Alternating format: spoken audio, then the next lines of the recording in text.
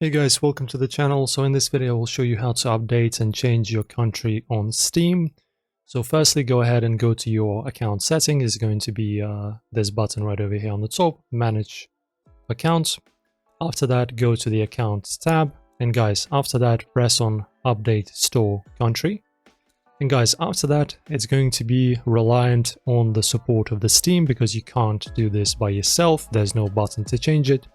As you can see, your country is a part of your Steam account settings. It affects what you see on Steam Store, the currencies and prices in the store as well. So if you move to a new country or living abroad for a extended period of time, you can update your Steam country setting when you complete your first purchase using a payment method from that country. Alright, so basically to update your Steam account country, you will need to use a payment method that will correspond to, for example, a banking account of that country. Basically use, if for example you're in Germany and you moved to say, I don't know, Spain or something, right?